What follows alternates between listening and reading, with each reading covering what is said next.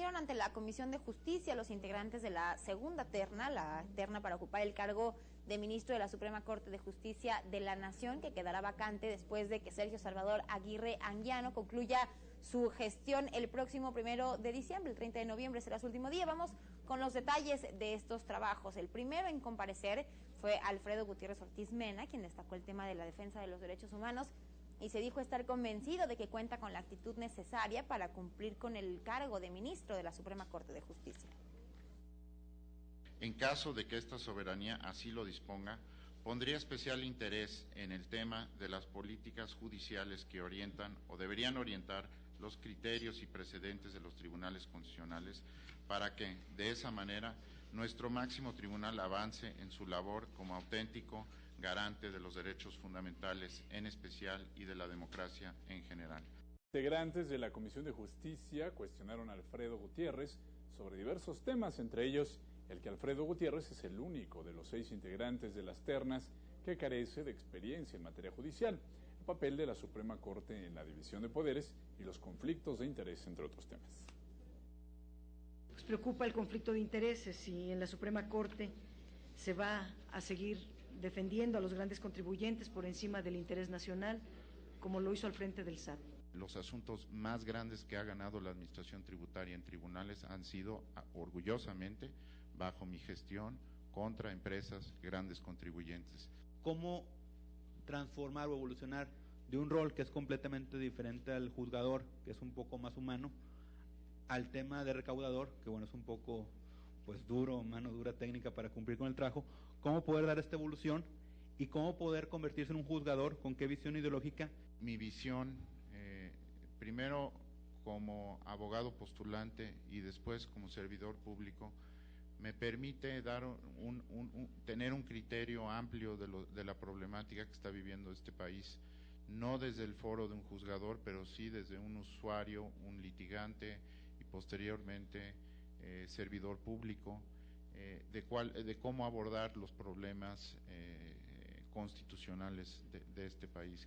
¿Cuál debe de ser, desde su punto de vista, el papel de la Suprema Corte de Justicia de la Nación para salvaguardar precisamente ese principio de la división de poderes, tomando en cuenta que la Suprema Corte de Justicia, mediante su labor interpretativa, puede delimitar o establecer pautas de aplicación de las normas constitucionales? Le da a la Corte una posición de árbitro entre los poderes que le permite fungir o llevar a cabo los conflictos entre los poderes mediante un cauce procesal constitucional, que creo que es donde se sitúa la Corte en materia de conflicto entre poderes.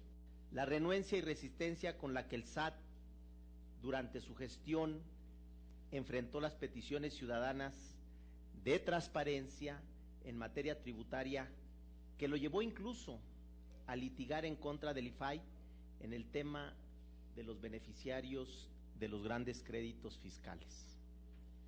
Es también un precedente negativo. La administración tributaria puede obtener datos personales para revisar el debido cumplimiento del pago de los impuestos.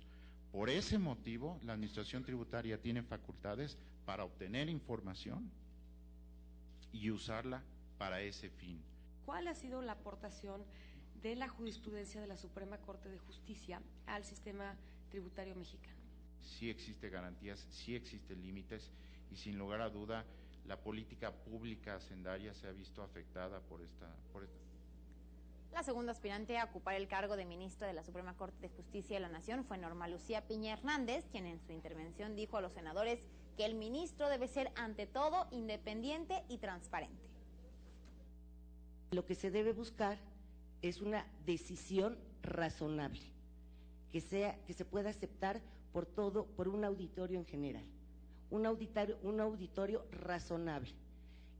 Ahora, en ese sentido, los ministros tienen la obligación, porque además así lo establece nuestra propia Constitución, de justificar correctamente su postura, para que sea razonable su decisión.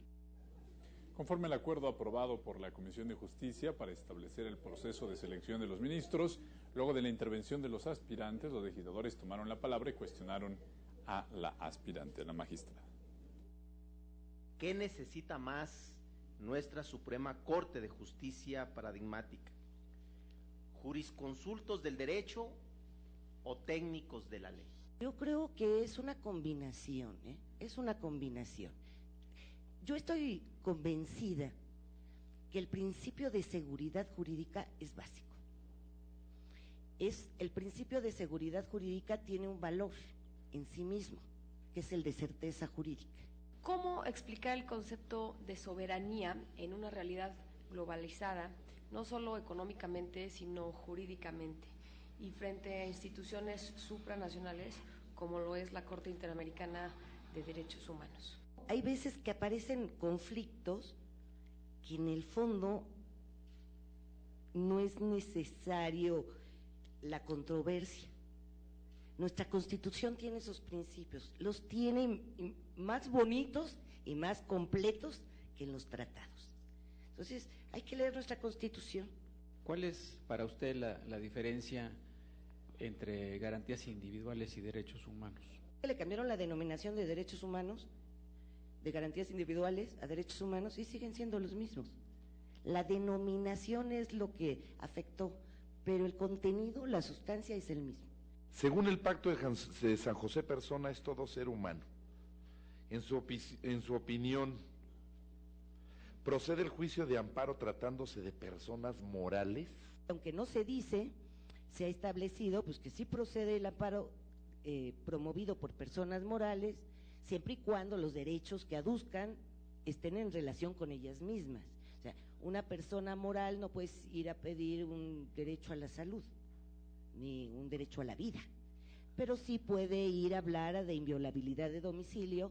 ¿Usted en qué aproximación filosófica se ubica precisamente para establecer las relaciones entre el derecho y la moral, que tiene una concreción que usted bien ha planteado en la forma de distinguir entre principios y reglas? No hay regla, pondero qué valor es, creo que este es un valor superior, establezco la regla y todos los casos que caigan en ese supuesto se tienen que resolver igual.